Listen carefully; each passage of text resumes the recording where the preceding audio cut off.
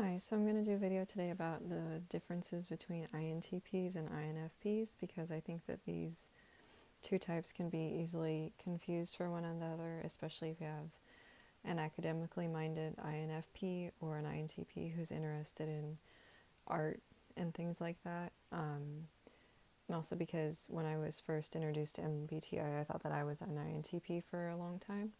So I'm kind of going to lay out the similarities and the differences between these two types. So,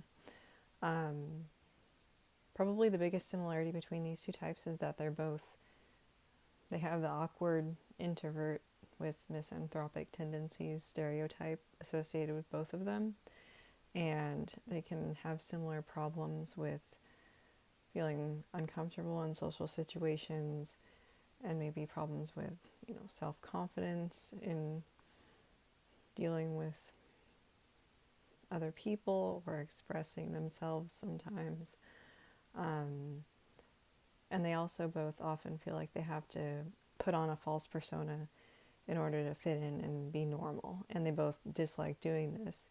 However, they both dislike doing this for different reasons. For an INFP, they have a problem with this because they feel like they're being fake and unauthentic, and so it's not natural for them and they resist it. And INTPs dislike putting on this false persona because they just think it's stupid and a waste of time.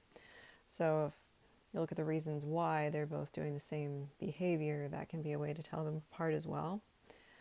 And like I said before, if you have an academically inclined INFP, I think they can easily mistype as an INTP, especially if being smart is a huge part of their self-image. There can be something to keep in mind. And they both types can become interested in specific things and to spend a lot of time and energy dealing with these topics. But usually, if it's an INFP, they're more interested in people, and so they're more likely to be interested in the soft sciences like sociology and psychology. And I know they've worked for a long time to get rid of the soft science stereotype around psychology, but I'm going to call it that for the purpose of this video. And they're also more likely to be interested in art and literature, whereas INTPs are more into the hard sciences, and like biology and chemistry or computers and technology. And if you look at the reasons why, you have INFPs are more drawn to things that are a bit more flowy and not necessarily having objective truth. It's more of a mutable truth, especially if you have literature and you're doing an analysis of it. There's not usually one correct interpretation or one way to interpret a piece of art. Whereas INTPs, they like having objective truth and objective reality, and therefore they're more likely to be interested in hard sciences where there is one correct answer and there's no room for anybody's personal opinion about that.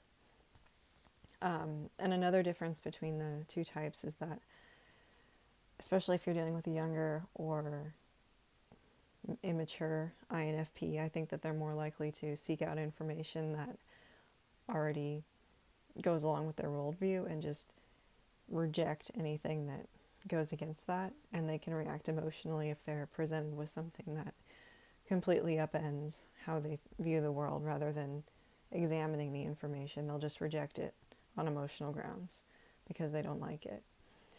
And INTPs, they just want to know the truth, and they're not as likely to react emotionally about it because they're a bit more likely to at least consider alternate points of view. Even if it is something that goes against their own personal opinions, they can set that aside and analyze something. And I think this might have to do with the thinking functions that each type has in their top four. You have INFPs who have low extroverted thinking, and so they can kind of fall into the fallacy of relying on authority figures rather than just thinking about something on their own terms. They'll rely on what do the experts say? Whereas INTPs with their first slot, TI, will say, well, what authority? By what authority are these people saying this? I'm going to think about it for myself and draw my own conclusions. And as a side issue, this isn't really related to MBTI, but the unwillingness to question authority and do your own critical thinking, and just that in itself, that problem is a manifestation of the educational system in the United States, because kids are taught to the test just to do rote memorization and just regurgitate facts without necessarily thinking about what does this mean. So that's just kind of a problem in the United States in general.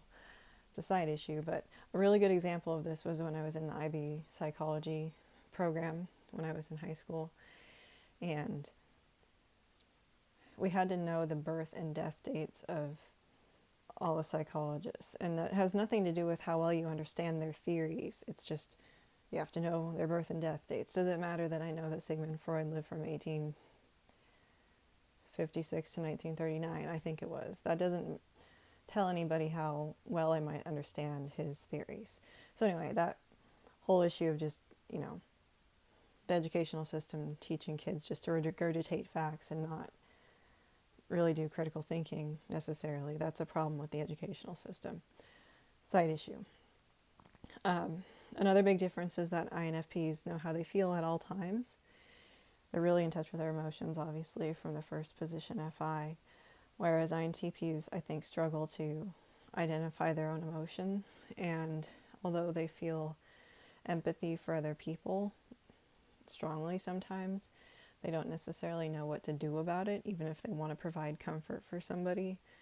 And so it ends up with clumsy FE, and they do comedic relief sometimes. And so that's a big difference between the two types as well. And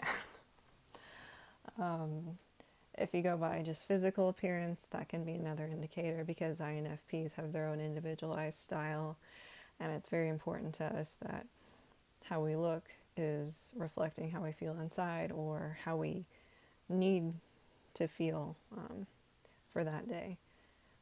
It's like putting on a costume for us. Whereas INTPs, they either have a uniform where it's a variation of the same thing over and over again, or they don't really pay any attention to what they're wearing. They don't care about following trends or, anything really like that. And that's a stereotype, because obviously INTPs can be fashionable too. It's just that's a stereotype.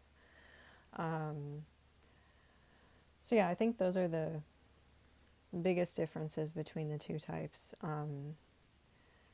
And I think it's, something to consider, because they're both introverted, intuitive types that use any in the second position. So there are a lot of similarities that pop up.